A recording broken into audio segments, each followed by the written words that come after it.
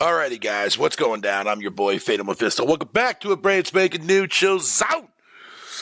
Boy, oh fucking boy, man. What a motherfucking day we had today, everybody, man. Jesus Christ, dude. Bots out here looking like fucking... Bro, I don't even know where to begin with that shit, to be fair, man. Fucking, like... making a big ordeal out of fucking nothing, dude. But trust me, we're going to get into all that fucking when it comes to what went down today. In fact, we're actually going to be watching the video here live here in a little bit when I get some people in the chat here. And we're going to break down and discuss pretty much basically everything that's said within the 22-minute length of a video. But goddamn, dude, because I originally was going to do a regular... pre-record of like whatever the case may be, but my audio was fucking muted for most of it, and I didn't even realize because I'm a fucking dumbass. So I was like, whatever, it is what it is, man. So I'm just gonna I decided to go ahead and I was like, you know what, man, I'll just rewatch it live with everybody and fucking give my thoughts on it as we progress through the video. But goddamn, bro. Oh, man, I before we get into this video and shit like that, dude, I do gotta say, man, like, you Xbox motherfuckers, dude, man, need to fucking chill the motherfuck right out, bro. Like, goddamn, dude, like, for me, mostly, to be fair, I'm embarrassed by the Xbox community, like, an absolute fucking embarrassment, dude.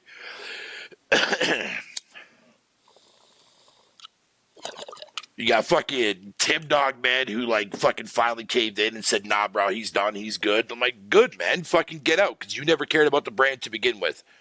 Because if all you see is exclusivity, which obviously that's actually headed in a direction that eventually fucking Sony's going to follow at fucking some point in time in their career.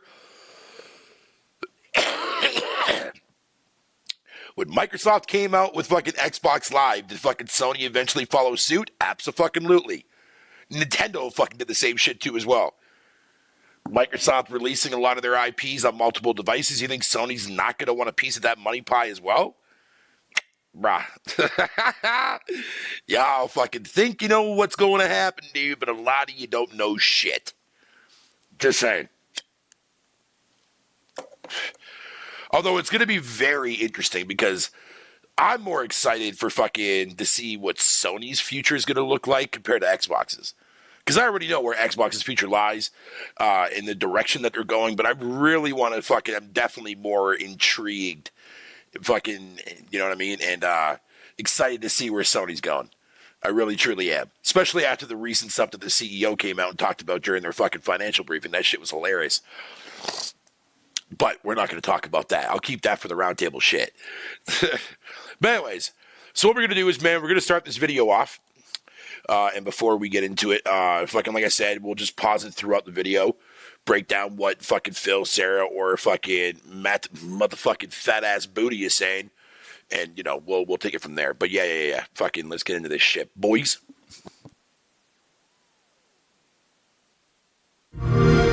Hello and welcome to the official Xbox podcast. I'm your host, Tina Amini, and we have a very special episode today, as you can probably tell by the fact that I'm joined by Phil, Sarah, and Matt. Welcome. And we're going to talk about some updates at Xbox. We want to talk about game exclusivity. We want to talk about Activision Blizzard, now that they're part of our portfolio, how that might be an impact on Game Pass. And we want to talk about hardware, too, and how all of this fits into the strategy at Xbox. So where should we start, Phil?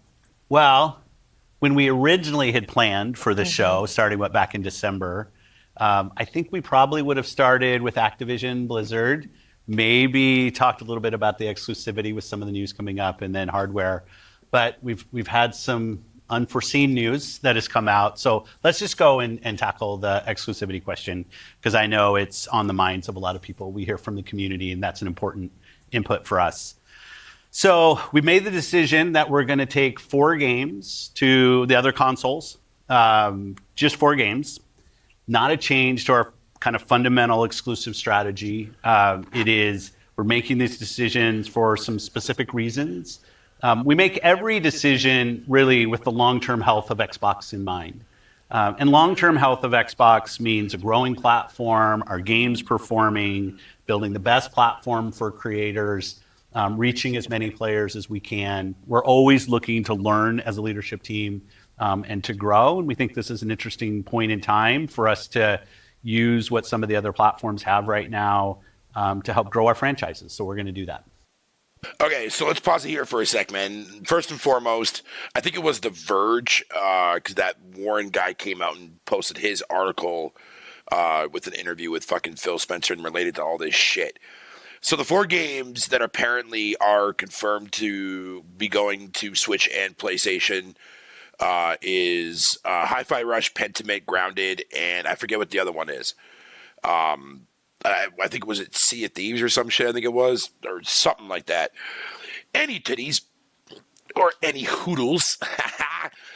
So 4 titles right off the bat. And then, of course, in the article that came out after the live stream aired, he was talking about fucking, never, because one of the questions was brought up about Indiana Jones and Starfield eventually making its way to other platforms in the foreseeable future. And Phil pretty much basically confirmed exactly in a more easier term that, yeah, eventually it will, but he did it in the context of like, oh, well, never say never, but as of right now, no, those games are not going over. So in other words, he's basically saying that eventually it will, just not for a little while longer, you know what I mean? Like Starfield's going to stay on the, fucking for a while on Xbox before PlayStation gets it, and same with Indiana, so it is what it is. But anyways, so yeah. Those 4 titles are 100% going. I liked how he basically breaks down and says, we're not going to reveal which ones they are, and then fucking literally reveals them in a fucking interview afterwards. That made no fucking sense to me. But I get it though. I guess, he wants the developers who are making these games to promote their own shit for PlayStation, so I get that part. But yeah, anyways, let's continue on with the video. So these 4 titles, what are they? Can you say? I'm not going to name those games. The teams that are building those games have announced plans that are not too far away. As we know, game teams put a lot of energy into their announcements with the partners. So I don't want to take anything away from those teams. So I won't be talking about the titles specifically, but I think when they come out, it'll make sense. Can we say if either of those titles are Starfield or Indiana Jones? They are not Starfield or Indiana Jones. Well, yeah, he says that, but we already know that's a bold-faced fucking lie. We know damn well those games will eventually go over somewhere else down the road. It's going to sell. It's going to do its sales with Xbox and PC first, get all that shit out of the way, capitalize on it, and then as soon as they see sales diminishing to a crawl and it's not really selling anymore on those 2 platforms, then they'll fucking, come out and announce or make a PlayStation version or a Switch version or whatever the fucking case may be.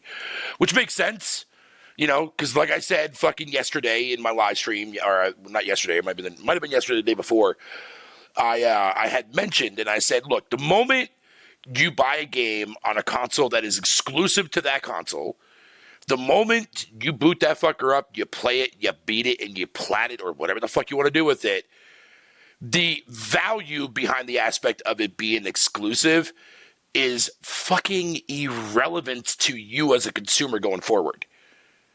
You should not give a flying shit to where those games fucking end up going in the foreseeable future. You've already earned and got your value out of that exclusive game, but right after you went through it and you played it and you beat it, you platted or whatever, fucking yeah, that value is automatically irrelevant at that point. For yourself.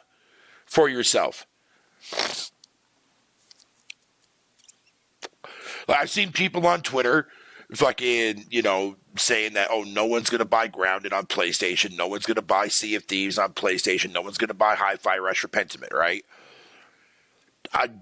Word of advice, do not listen to any of those people on social media that are telling you that. Because the people that are saying that are part of a very small niche console war community. And they don't speak for everybody else.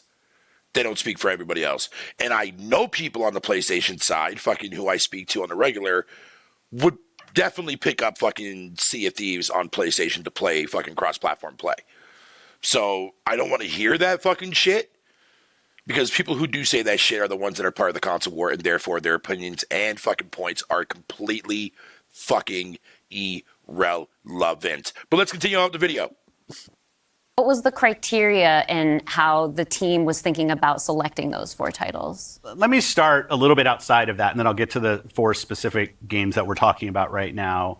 Because the fundamental decision driver for any decision that we make, anything we're going to talk about today, is the long-term health of Xbox. That we're running a growing platform that is reaching more players, that our games are having as much success as possible.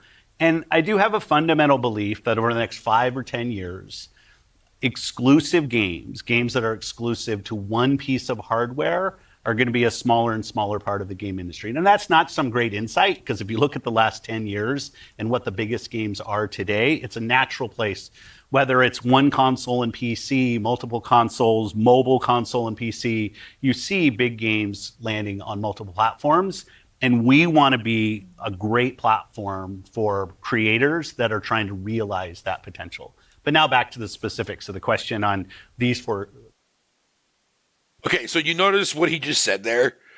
Like, talking about enabling developers to, like, understand the aspect that, yeah, their games that they make under, like, say, ID at Xbox or whatever can go anywhere and be on any platform and fucking on any device, that kind of shit. I mean, he's been touting that now fucking for the last 5 years, I would say.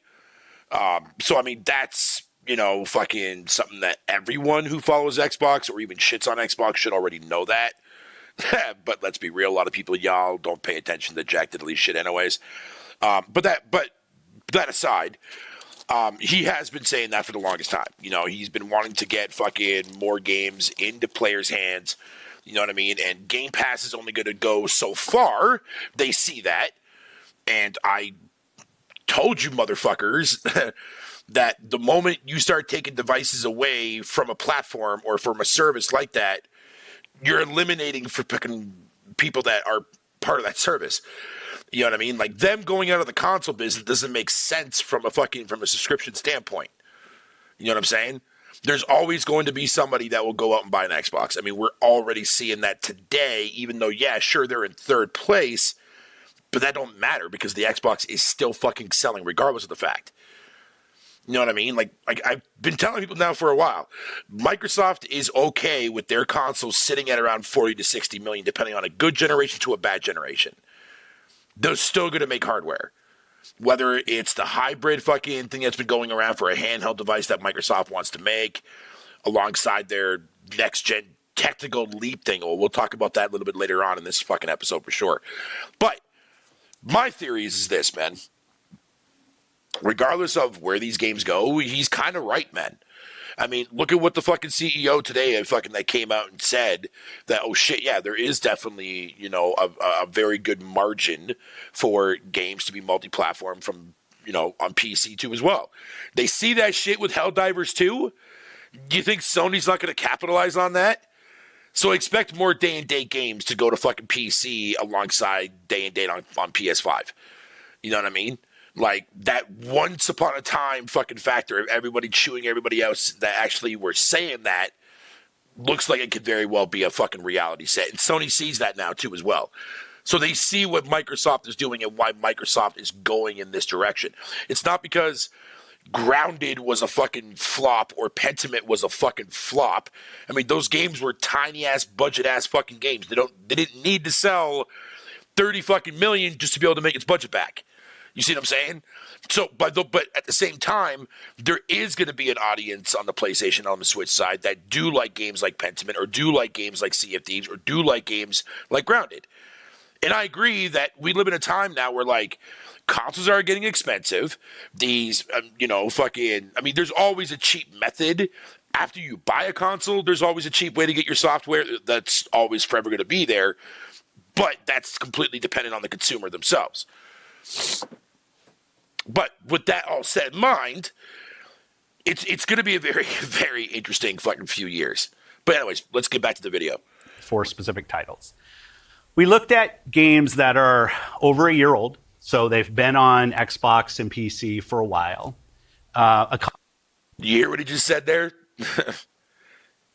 Yeah, if you pay attention to what he just said there, he's basically talking about games that are have been out for a while or a game that's been out for a year. What is Sony doing with their IPs, moving them over to the fucking PC? The same shit's happening here. But also, if you paid attention back in 2016 when the Microsoft started releasing and came out and said, hey, we're going to be releasing all of our first-party titles on Windows going forward too as well, day one and day and date. Crap Gamer fucking flipped out and did his own shit, right? But people adapted and stopped giving a fuck. The same thing is happening now with them releasing it on a different console perspective. You see what I'm saying? We're getting the same type of shit. Crap Gamer fucked off. Now Tim Dog is fucking off. You see what I'm saying? But as the years go by, gamers are going to stop giving a fuck. They're not going to give two shits anymore about that crap, and they're going to fucking move on like nothing happened. You know what I mean? When everybody fucking on the Sony side said that Sony would never release their games on fucking PC, now they accept it socially.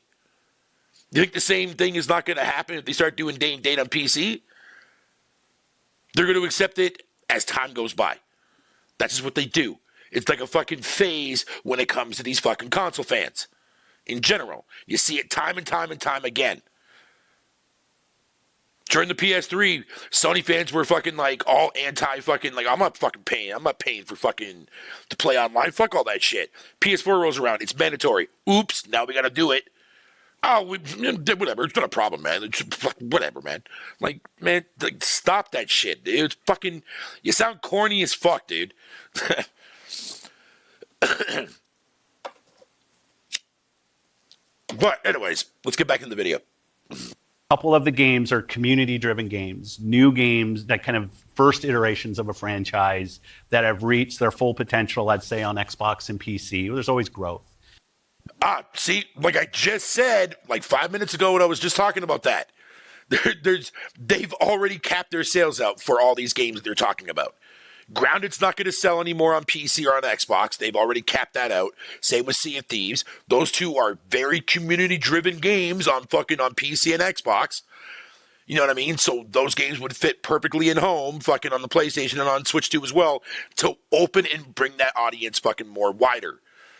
I worded that a little bit weird, but you guys know what I'm talking about. But anyways, back to the video. Franchises that we obviously want to continue to invest in. Do you want to give me a Grounded 2 there, Daddy Phil? Let's go. Let's fucking go, bitch. Because I'm all in for that, man. All in for that. Part of having the ability to continue to invest is that the businesses behind those franchises continue. We think it's important that these service-based games that have communities behind them, that they can have confidence that they're going to exist in the future. So two of them, kind of community-driven games that will end up on other platforms and give us the ability to continue to invest in them. We think that's great for the business and great for the communities, more players to play with. I'd say two of the other games are smaller games that were never really meant to be built as kind of platform exclusives and all the fanfare that goes around that. But games that our teams really wanted to go build, that we love supporting creative endeavors across our studios, regardless of size. And as they've realized their full potential on Xbox and PC, we see an opportunity to utilize the other platforms as a place to just drive more business value out of those games, allowing us to invest in maybe future iterations of those, so sequels to those, or just other games like that in our portfolio. And when Yo, Phil, if you want to give me a fucking sequel or a different style of fucking era game, like historical game, that fucking, what the fuck is his name there? That Josh Schwartz can fucking make, dude, man. Yo, by all means, please port Pentiment over to fucking whatever you want to call it. Like, goddamn. If you get a game that's written by fucking Josh Schwartz, man, you're getting a top-notch fucking writing fucking game, bro. So I wouldn't even sweat it at all. And that's me not fucking trying to be a fanboy here. Like, he writes. His writing is fucking great. we don't damage Xbox, and we can grow our business using what other platforms have and to help us with that, we're going to do that. And that's really the story behind these four games. And last thing I'll say, looking forward, I think there is an interesting story for us of introducing Xbox franchises to players on other platforms to get them more interested in Xbox. We think there's a good brand value for Xbox there. So,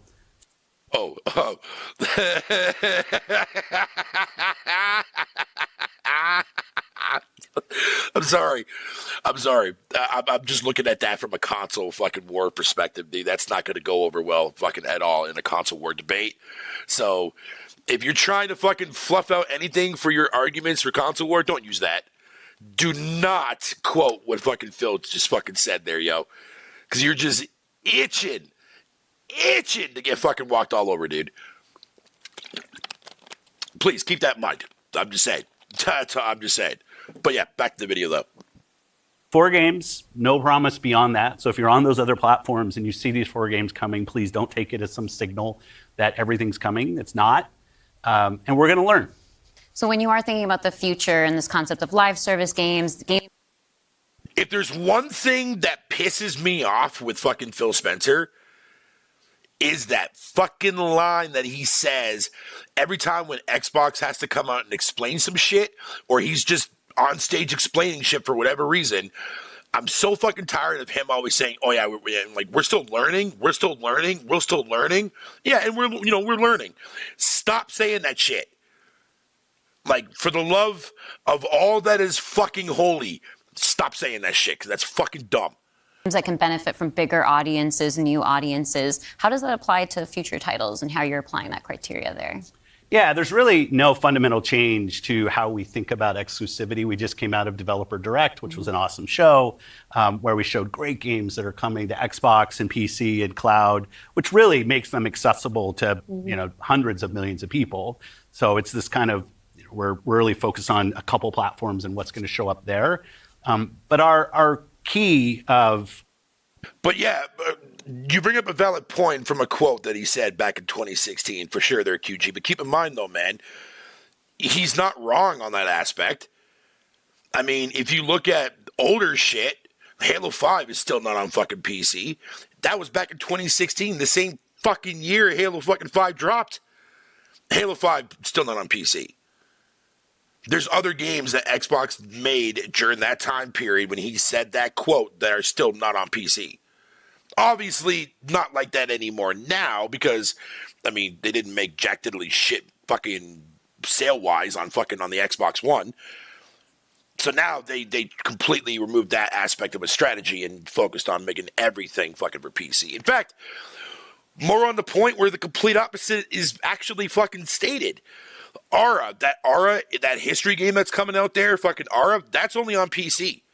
I will not be able to play that the day that game comes out on fucking Xbox because it's not available on consoles. But yeah, let's continue. Play the games you want with the people you want, anywhere you want, when everybody plays, we all win. These have been part of our strategy for years and will continue to be.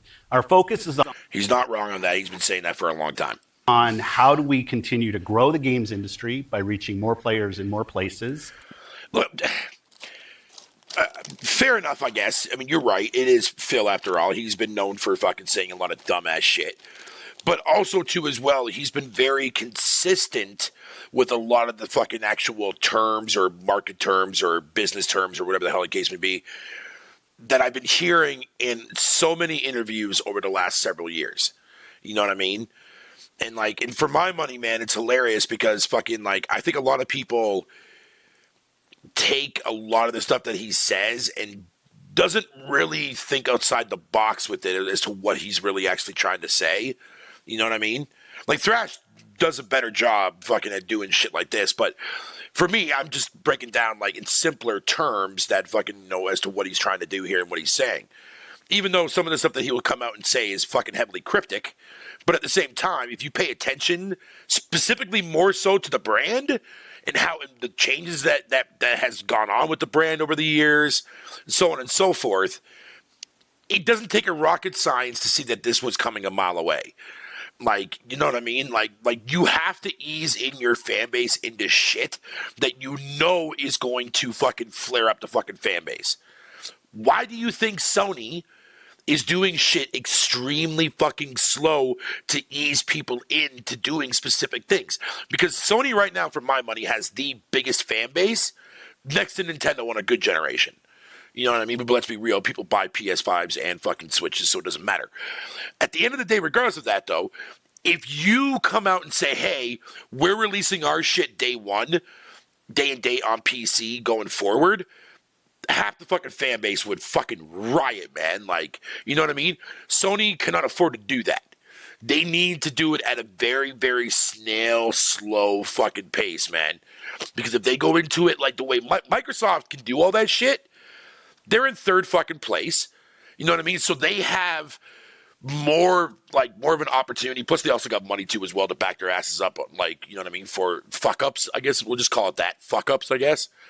But like, they have more of an easier gamble than Sony would. Because at this point, you're the third fucking console company in the generation, including the generation that everyone fucking loves, that being the 360. Because if you put the Wii on top, and then PS fucking 3 before after that, Sony, Microsoft again, third fucking place. And the thing of it is that if you are in third place, instead of taking your ass the Sega route and saying, fuck it, we're out, you have to improvise. You have to get technical, and you have to get smart. Microsoft is doing that now. They know that they cannot ever touch fucking Sony as far as console sale numbers. It's impossible. They have no leverage in Japan. Never had leverage in Japan. Even during the OG Xbox, when consoles were still the dominant platform before mobile took off in Japan. You know what I mean? They couldn't even fucking break the ice during those two generations, man. So, yeah, so it's no wonder why their numbers are never going to fucking skyrocket, man. North America is their strongest selling fucking country. Europe, eh.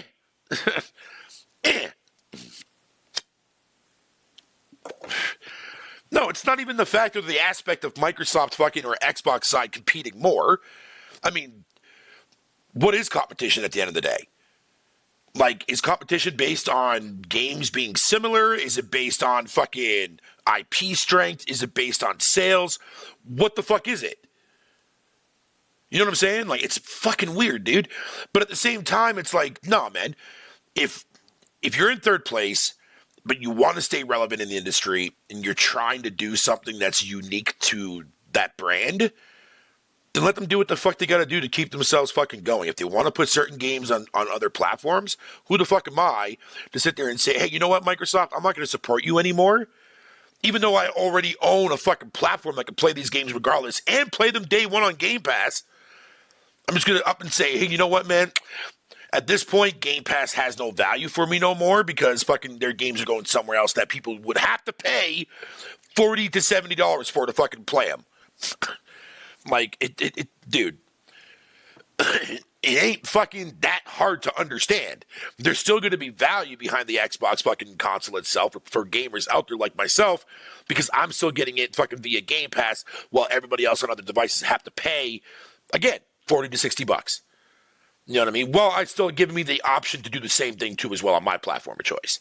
You see what I'm saying? So it doesn't fucking matter at the end of the day. But regardless, though, let's continue on with the video. I'm sorry, guys. And how do we grow Xbox as part of that? Xbox is a hardware platform, Xbox is a publisher of great games, and Xbox as a platform for the world's best creators. Mm-hmm.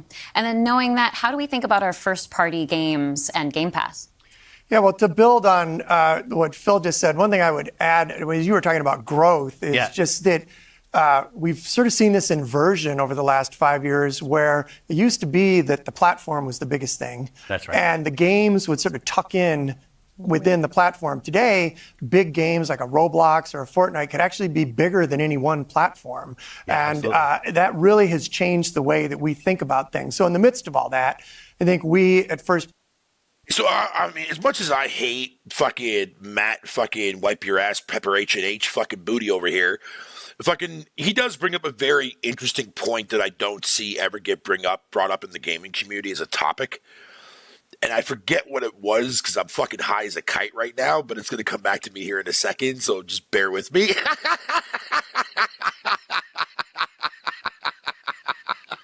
Son of a bitch, man.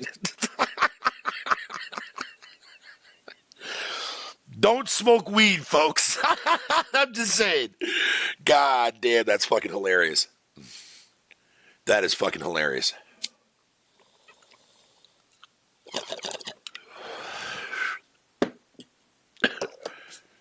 Oh, man, that's fucking funny. party can come back to sort of some core principles. First, that all of our games will be on the Xbox platform. Second, all of our games will go into Game Pass on day one. And third, we know that Game Pass will only be available on Xbox. So there's sort of starting points for us. As Phil mentioned, there are games today that you can play that only can be found on Xbox. And at the same time, we want to bring more of our games to more players. So we're going to continue to look at that. Kind of moving aside, though, from some of those and thinking more about what does it really mean for the player, to me, the two key things are cross-play and cross-save. Those things allow us to deliver on the promise of Xbox, which is play with your friends where they are, play on the devices you want, play the games you want. So that is really only possible at a practical level when you know that your saves and your player are going to be able to move across all those parts. So not all of our games today are necessarily built to take advantage of that. There still will be some games that don't. As we bring more teams into the Xbox family, there's some catch up to do as we get. Did you hear what he just said there? As we bring more teams? Motherfucker, man, who are you buying now? Who the fuck are you buying now? Like, am I overthinking what he just said? Like, pay attention to what he just said there. Like, he just said as we bring more teams into fucking, like, into our ecosystem, like, who the fuck are you buying next, man? Like, real talk on that. Like, what the fuck, dude? Stop that shit. You already own enough companies, man. You don't need to buy out the whole fucking industry, dude. Like, calm your ass down, motherfucker. Shit. There, but that cross-play, cross-save is like so fundamental to what we're doing, and I think is something that we as first party get such a good benefit from being so close to the platform. Maybe, but I doubt it. I mean, maybe they might be looking at them as like a long-term partnership, maybe, but I don't think they're going to buy them out, though. Yeah, absolutely. I mean, that's one of the things, like you said, all of our games are always in Game Pass. And so I'm excited to announce, with the coming together that we had with Activision Blizzard King, that Activision and Blizzard games are coming to Game Pass, starting with Diablo 4 on March 28th, which I'm super, super excited to share today. And it's all part of our commitment to make the Xbox experience and the games that we build as widely available as possible. So now the 34 million Game Pass members can all enjoy. All right. Let's talk about this for a moment. So, the 34 million is a very interesting number. It's also been confirmed that that a lot of those, or some of that number, is also due to the recent changes with Game Pass Core, aka Xbox Live Gold. But it confuses me a little bit as to why they would use that to add to their numbers if they were replacing Xbox Live Gold. All those people that were on Gold would now be converted to Game Pass Core. Therefore, that number would be a lot more fucking higher than just an extra fucking 10 fucking million players. So either A, they're doing two things. Either A, Microsoft is not going to sit there and count Xbox Live, because that wouldn't make any fucking sense to do so. But then where the fuck is this number coming from then? Is this really, like, does that mean, like, is that really all Xbox Live ever actually had was, like, fucking 10 million? Are you serious? Like, what the fuck is that? Like, I don't get it. It's a really confusing fucking number for me, but they also confirmed that they're also including core numbers. Like, that's where I'm confused, because that number doesn't make any sense if they're counting fucking core numbers, because that core number should be a lot more higher. Like, you know what I mean? Like, the overall number of Game Pass subscriptions should be, like, in, like, fucking 60 fucking million right now. But it's not. Fucking weird. The fantastic experience of Diablo 4. Amazing. Can we come back to the point, Phil, you mentioned at the top, this isn't really a change in strategy for us. Can you recap for me how it isn't? Yeah. And I thought both Matt. I will say this, just to add to that. If they're counting new subscribers, which I'm sure that obviously would make more sense as to why the number is not that big. If they're counting only new fucking Game Pass Core subscriptions and not like people that are already on Xbox Live that got converted like automatically, then that makes more sense. That makes more sense that 10 million people subscribe just to Game Pass Core to be able to play shit online, and a couple Game Pass games that are completely dependent on Microsoft choosing and fucking picking and choosing. That's the only thing I can think of. Like, they're just counting, like, fucking just Game Pass Core new fucking subscribers, not existing accounts and whatever the case may be. And Sarah did a really nice job of talking about what we're doing on Xbox, where we're going.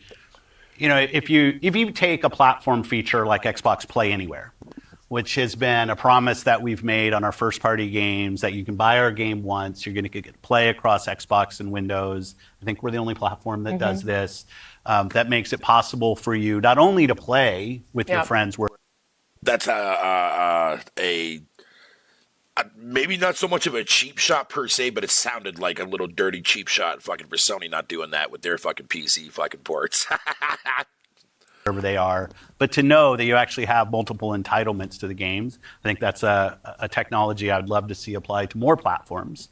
But it is this view that people are going to play Xbox in multiple places, whether it's play the games you want with the people you want, anywhere you want, whether it's content, community, and cloud, whether it's when everybody plays, we all win. Like, we've had different taglines, different strategy, kind of words that we've used, but always with this view that Xbox is a platform for creators who want to reach the most players. Our investments in xCloud, our investments in franchises like Minecraft and now Call of Duty and other large franchises so that we learn how to build those. This has been a strategy that we've been on for, I'd say, a decade. It's not about one device. It's not about games in service of a device, but rather the devices that people want to play on should be in service of making the games as big and popular as they possibly could be. Because really, a healthy creator community on Xbox, a healthy creator community in gaming all up, is the thing that all of us as game players should be voting for, because that's the thing that will lead to the best long-term success and growth in this industry. See, he brings up a very interesting point there, like latency. Now, he said he's been talking about this for 10 fucking years. Yeah, he fucking has. That's the hilarious thing. I alluded in latency. You can even fucking back me up on this because I even posted the picture of the article. All the way back in 2014 when Phil Spencer did an article or an interview with Kotaku. In that same article, Satya Nadella even comes out and makes the claim about how Xbox is going to start to branch off into other devices, mobile and PC, whatever you want to call it. That was the fucking start of where they're at today, 10 years later.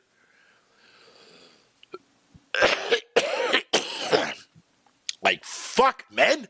Like, goddamn. I'm tired of always being right. And my understanding, just from listening and learning from you three over the past few weeks, just understanding what's happening with Xbox, is that we see trends with player behavior where people are playing on multiple devices. That is the reality.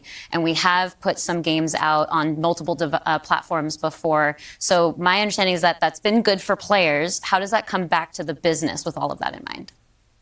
Yeah, as you said, we have shipped games on other platforms. In fact, realistically, if you look with the addition of Activision and Blizzard and ZeniMax, we're one of the largest game publishers on PlayStation. We're one of the largest publishers on the Nintendo Switch, especially when you put Minecraft into the equation as well. And now we're one of the largest publishers on mobile platforms as well. And that's not something that we want to back away from. We want to continue to be building great games that millions and millions of people can love, and that they can play those games where they want to go play.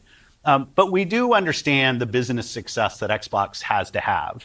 Us as leaders in this business, the system today, the system that all companies that we play video games from, is a world of you got to be growing your business. Growth in our Xbox business is critical to the long-term health of Xbox. Many people know I've been on Xbox for over 20 years. And I want to make sure Xbox is in the best position for the next 20 years. That means healthy player community, healthy creator community, and healthy business. So when we look at opportunities to allow more people to play, more people to engage, more people to buy, more people to subscribe, it's all about putting Xbox in the best position. And our hardware is a critical component of that. The absolute best experience somebody has on Xbox is hardware that your team builds and that people play on. But that's not going to be everybody. We fully accepted that we're going to have Xbox players across all kinds of devices.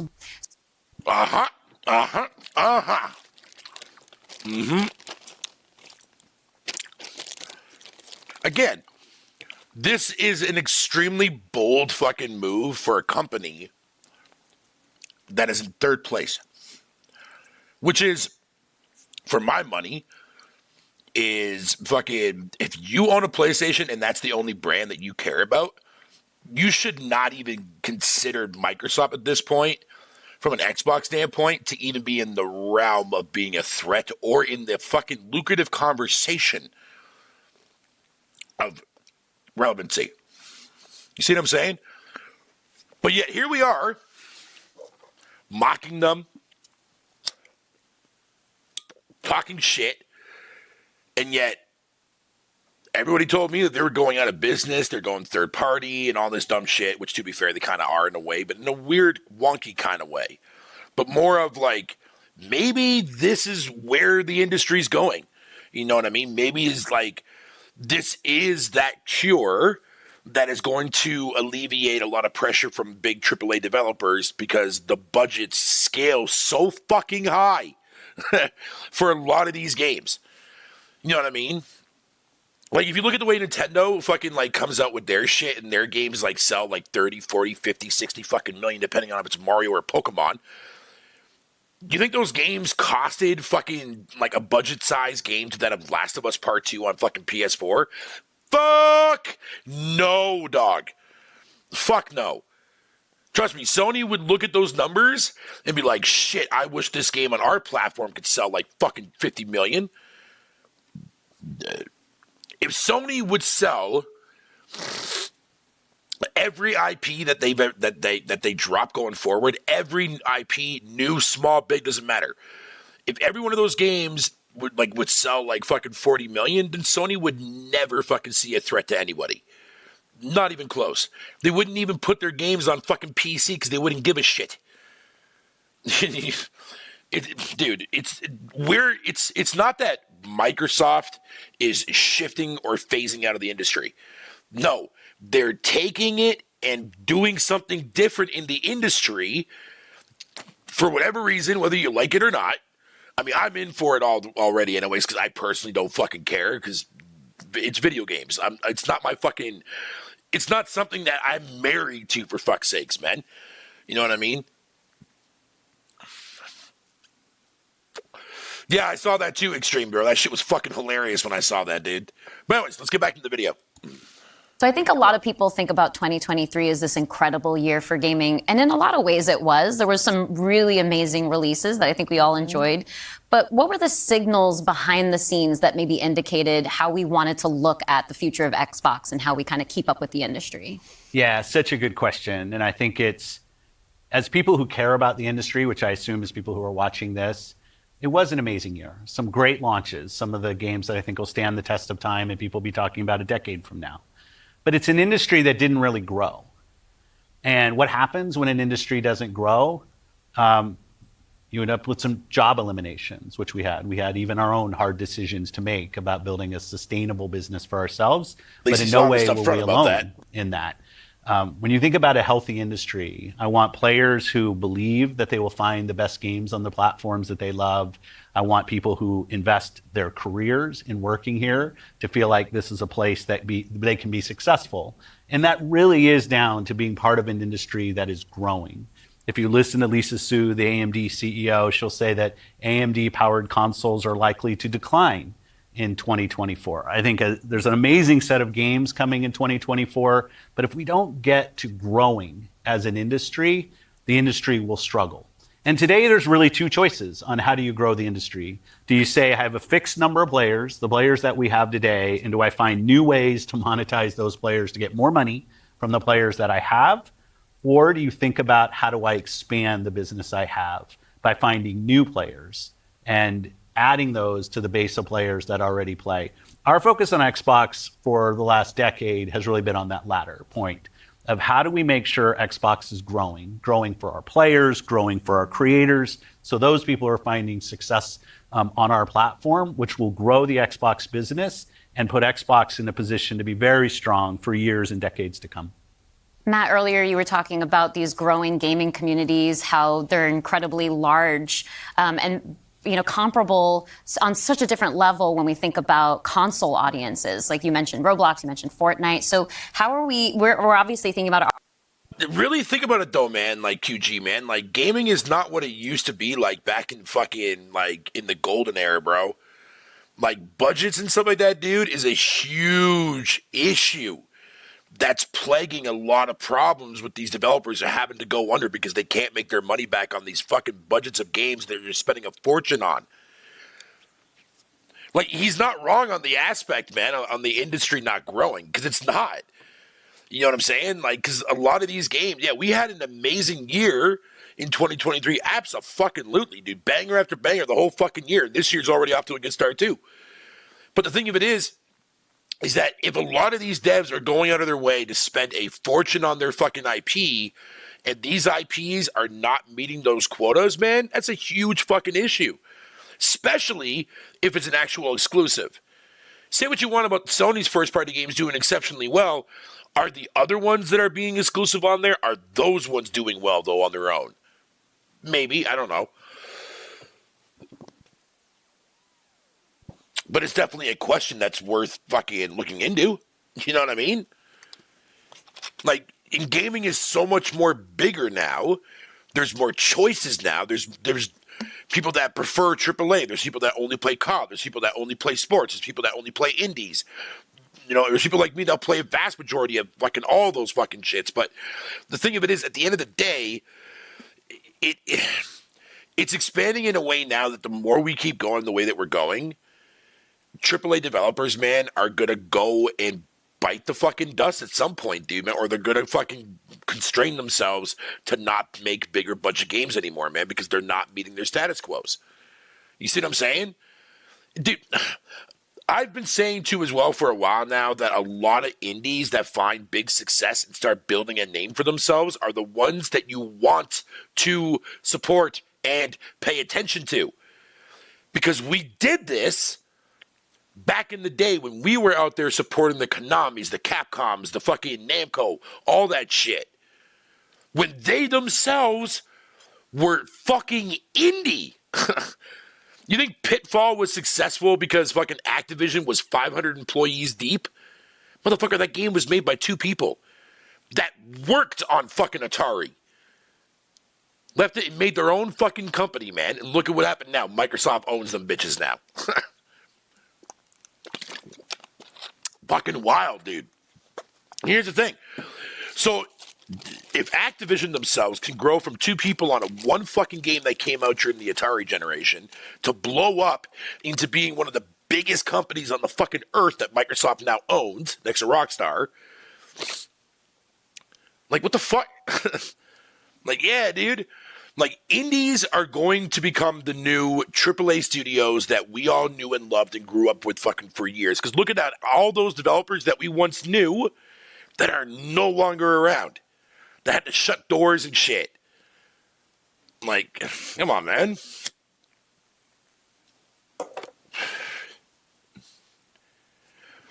But is it, though? Like, is it, though? Like, think about it.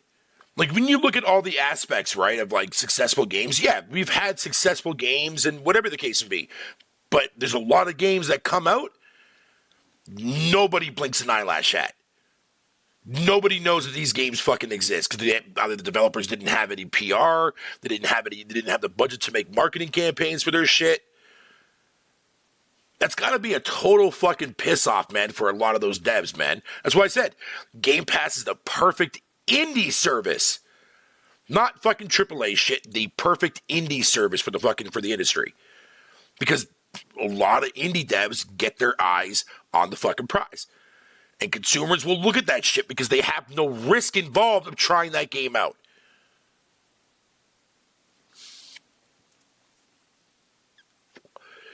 It's not that what he's saying is bullshit.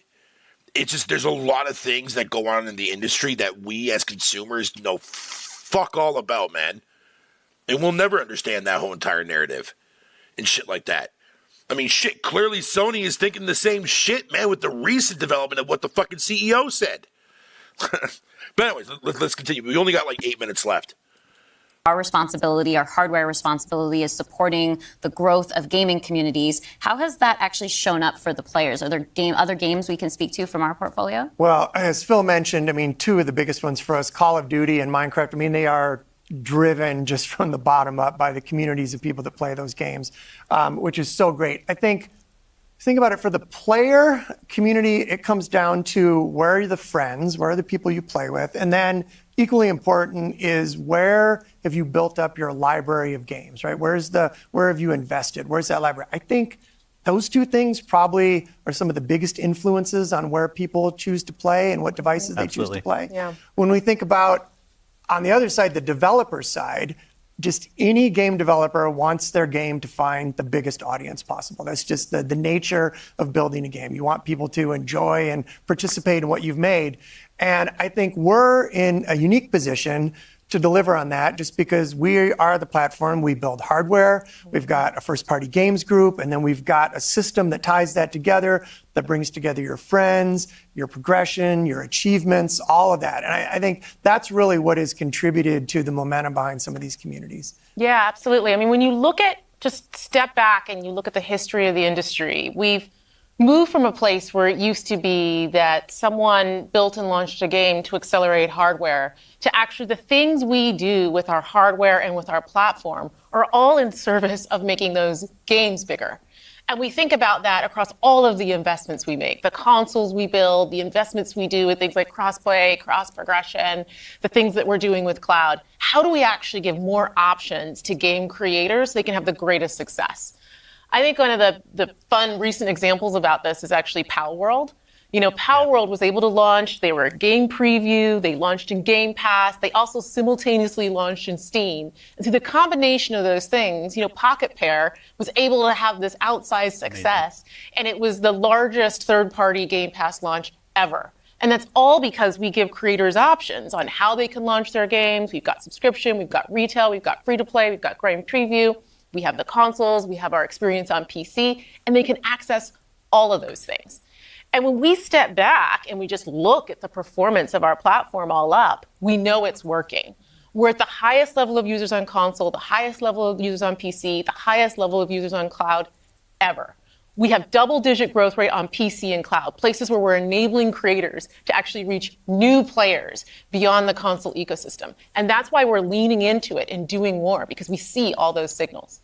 So we're talking about the role that hardware plays for creators, for the games and those communities. What about the role that hardware plays for us as a business, for Xbox? When we look at our hardware, it really... Now, I want you, everybody that's in this chat, really pay attention and listen to what she says here.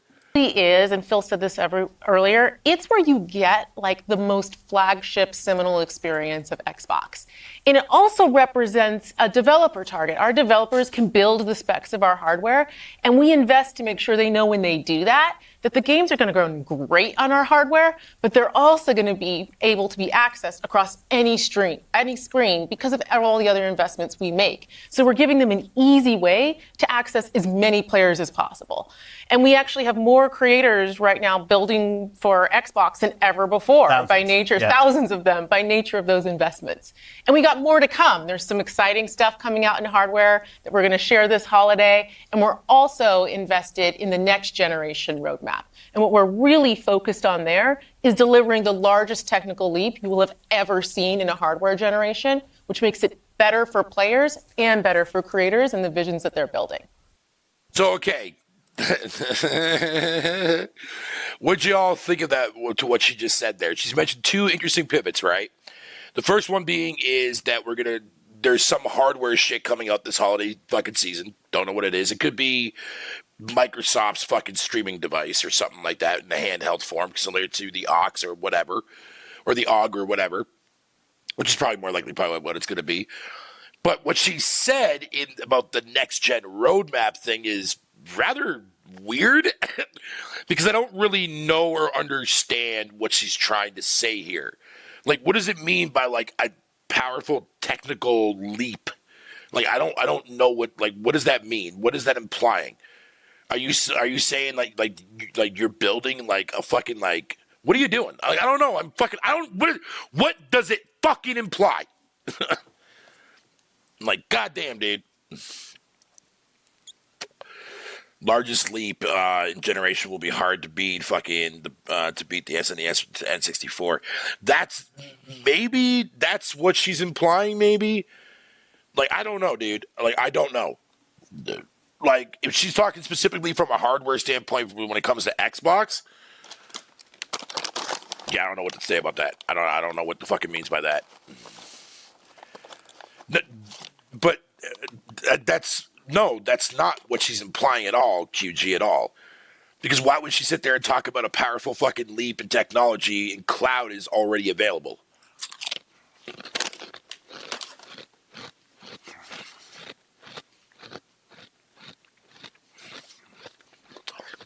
And cloud right now is its own fucking structure and its own beast.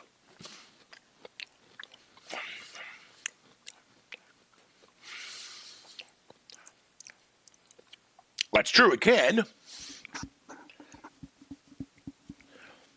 But at the same time, like, that's like some Stadia fucking shit, yo.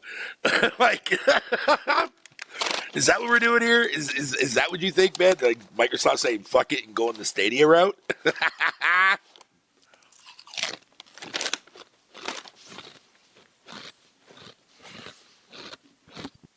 And then when we're talking about hardware too, there's these other considerations that are really important to our community, probably to each one of ourselves as well. When you talk about library, because I want to dig in on that a little bit more. You know, as we talk about cloud in the wider entertainment industry, there's conversations about streaming. How is that impacting how I own my content that I've invested in? So what can we say about our stance around game preservation? Yeah, you know, one of the highlights for me of being in this position was getting to stand on stage when we announced the back compat coming to Xbox One. Like, it was fantastic. People were reading the teleprompter before I could read it. Slow reader, and just feeling the energy in the auditorium as we were saying that and online. You know, one of the cues I think us as being part of Microsoft take is looking at Windows and how Windows over decades has maintained software compatibility with things that are built on it.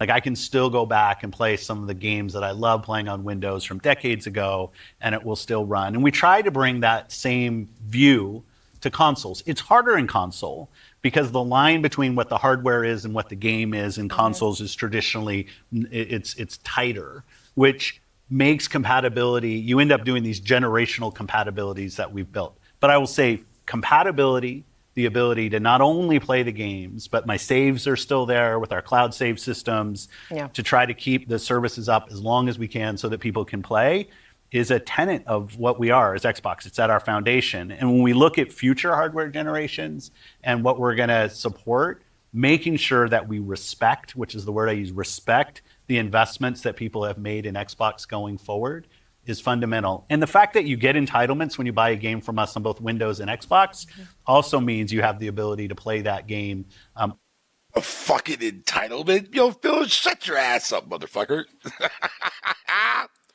Across a multitude of devices, which I think furthers the compatibility of the games that you own. Can we go back to what Xbox stands for today? I think we've pretty much covered all of the elements, but if you could break it down for me. You know, when you play on Xbox, what we're saying is you're playing on a platform where you know the biggest games in the world are always going to be. You're playing on a platform where you get to access Game Pass. And all of the games from our incredible range of studios will always launch in Game Pass day one. And you're playing on a platform that's dedicated to you, like player-first features, cross-play, cross-save, cross-progression, backwards compatibility, being able to play your games in your library anywhere you want because of the investments that we make in cloud gaming. And so you're playing somewhere where you're investing and you know you get to take the games forward with you and across all of the screens where you are.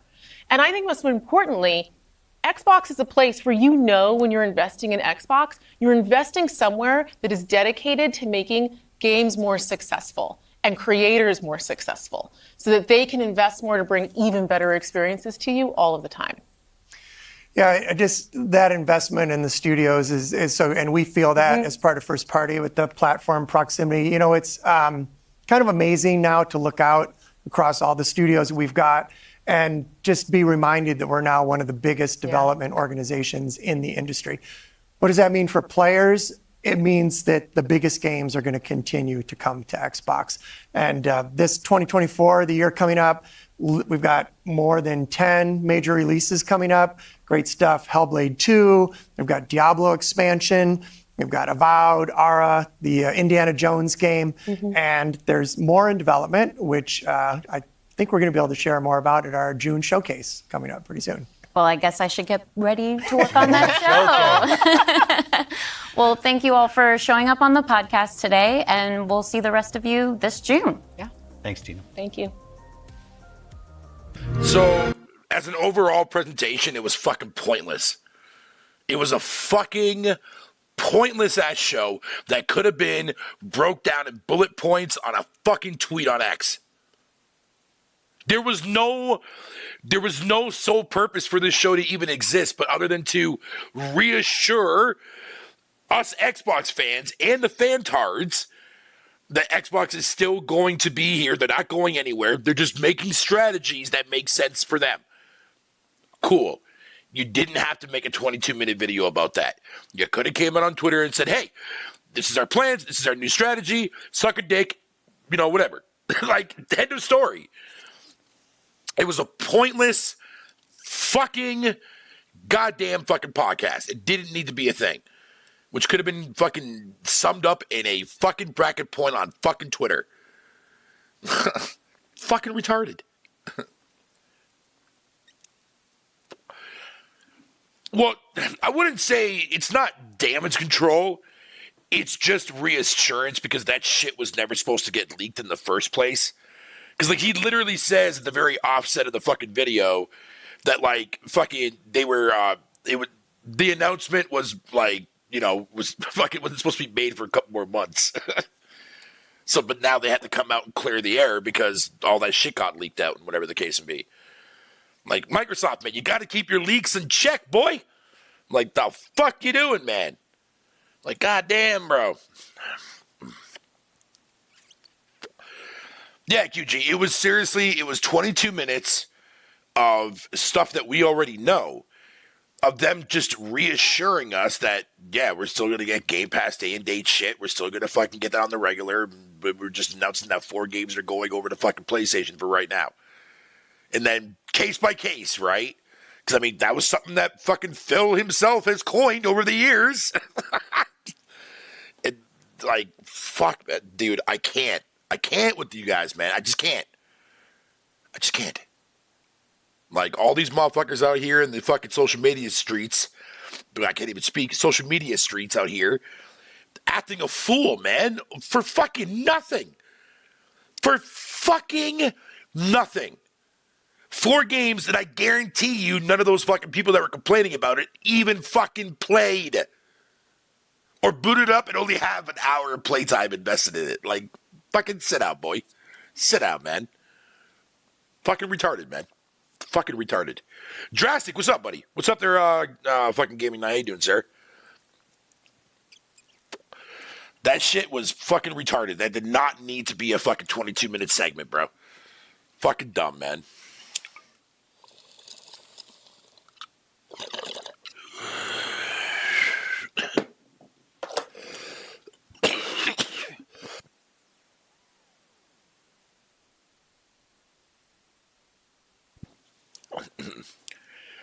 Bro, I'm the Xbox person that people should be fucking talking and paying attention to, man. Not to these motherfuckers that are out here actively trying to get in bed with Microsoft, man, to promote games they're not even fucking playing. Like, are you fucking kidding me, dude? Oh my God, man. Like, what the fuck, dude? I don't know. Maybe Microsoft is aware fucking of my shit, but I just curse too much. Well, maybe that's what you fucking need, Microsoft. You need somebody like me to promote your shit because I actually fucking enjoy and play your shit. Like, fuck, man. When am I not there, True? When am I not? You're late as fuck to my stream, dog. That's rare of you to come in here fucking popping in late, running your mouth, talking shit as per usual, sir. Like, goddamn. We're an hour and 4 minutes in and you just popping in here now? I'm like, fuck you, bitch.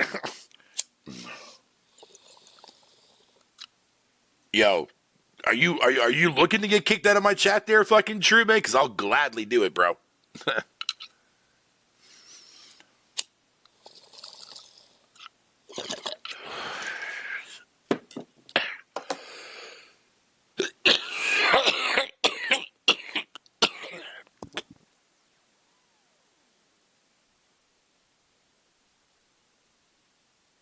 That was a good toke.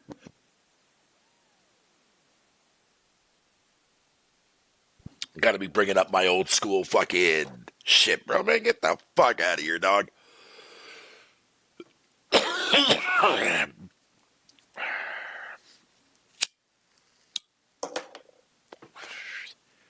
It's what I do. Is it, though?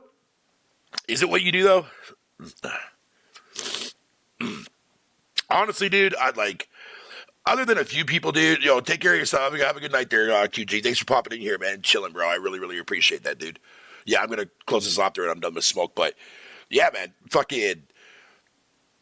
Everybody was fucking flipping out about this whole entire shit, only to fucking lead to a fucking announcement that could have been done on Twitter. Oh, God. The Xbox fucking side and the Xbox community, bro, is a fucking joke, man.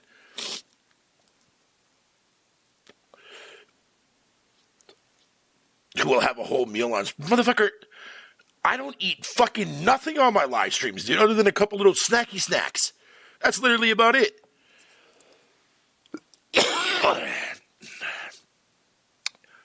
I'll smoke and toke on fucking stream, and I don't give a shit about that. Man. Oh, yo, gaming night. You know what game I fucking snagged today on Xbox? Ah, shit, man. Nah, you know what? I'm not even gonna mention it here. I'm gonna upload a video there, fucking tomorrow, fucking of the gaming that I'm talking about. Yeah, that's not a whole meal, you dumbass. Drastic. Eating a fucking snack is not eating a fucking meal, man. Do you not know what a fucking meal is? Is that different in your country? Is a fucking eating crackers considered a fucking meal where you live at, bitch? I don't fucking think so. Shut up.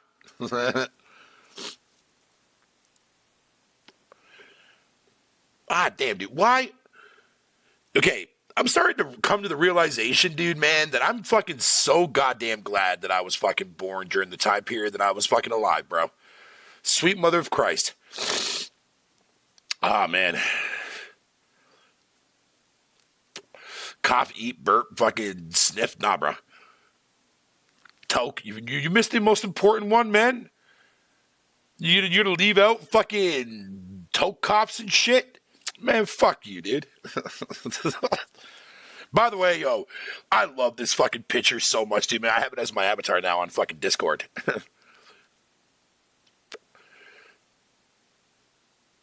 Okay, I saw your question earlier there, Bree. No, I don't have any intentions of ever touching Final Fantasy VII Rebirth. I do not give a fuck about that game, nor do I never fucking will. Don't care. Plus, by the way, all the leak shit that I read about the crap, dude, and if all those leaks are actually true, y'all can play that game and enjoy that piece of shit. As far as Helldivers 2 goes, yeah, Helldivers 2 looks fucking sweet. Looks fucking sweet. But as it stands right now, PlayStation got no games, bruh. They got nothing coming from first party right now. How the tables have turned. How the tables have turned. Jesus, man. Oh, man. Relax, Sony fans. I'm just fucking teasing. Jesus Christ. God damn, bro. But to be fair, there's a little bit of weight behind what I just said. And I know I'm not talking about my weight. Y'all can eat a fucking fat, juicy-ass fucking steak dick on that shit. Yeah, it's AIR, dude. But I saw it on somebody's Twitter shit, dude. And I was just dying out laughing. I'm like, I'm making that my profile pic going forward, man. It's fucking hilarious. Got the batteries in there and shit. It's fucking perfect. Their life support's on batteries, bro. It's fucking great. I'm not saying anything about the leaks. I'm not spoiling nothing for nobody, dude. No, man. I don't care if I spoil shit for myself, but I don't fucking spoil it for anybody else. I've already accidentally did that shit with God of War after I beat it. So, yeah, no, I'm good. But looking back at it, though, it's actually fucking hilarious.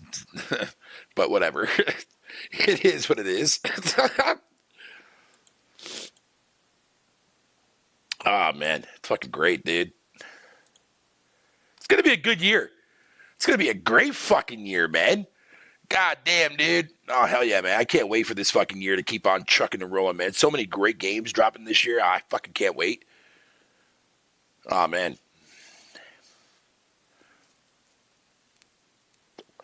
It's definitely a great time to be an Xbox gamer for sure.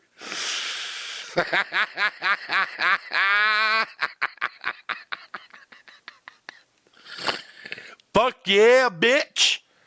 But with that, ladies and gentlemen, man, I'm out this cocksucker, man. I'm getting my ass to bed. Fuck y'all. I'm out. Deuces. No, I'm just kidding. Later, guys. I'll see you guys here on the next one.